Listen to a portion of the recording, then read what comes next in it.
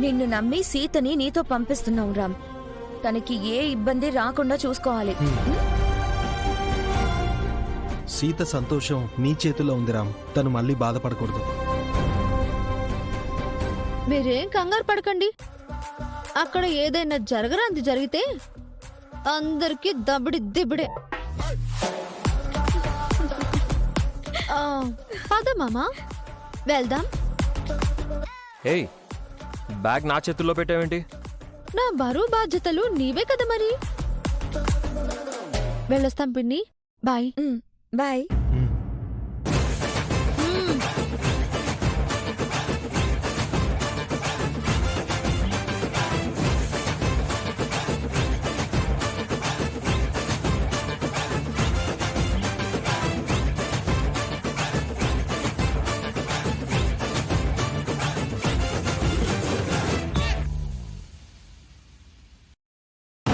ఏంటి మహా, సీతను ఇంటికి తీసుకురమ్మని రామ్తో చెప్పావా? అవును, ఆ? ఇప్పుడు రామ్ సీత కోసమే వెళ్ళాడు. సీత మళ్ళీ ఈ ఇంటికి ఎందుకు పిన్ని? చెప్పాను కదా, 1000 కోట్ల ప్రాజెక్టు కోసం సీత అవసరం అని. మనీ అవసరం కోసం మళ్ళీ పిలుస్తున్నామని తెలిస్తే సీత రాదేమో వదినా.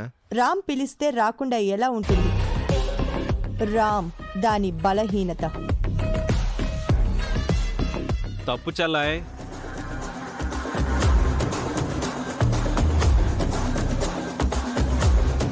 రామ్ సీత బలహీనత కాదు, బలం.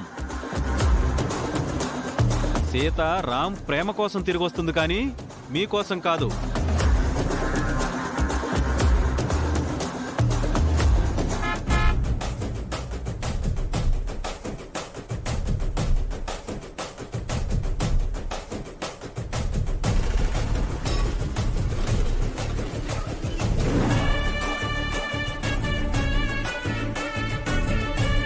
మీరు మళ్ళీ ఇంటికి రావడం చాలా సంతోషంగా ఉంది సీతమ్మా.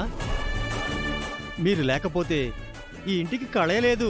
నేను లేకపోతే ఈ ఇంటికి దిక్కు కూడా లేదులే సాంబన్న.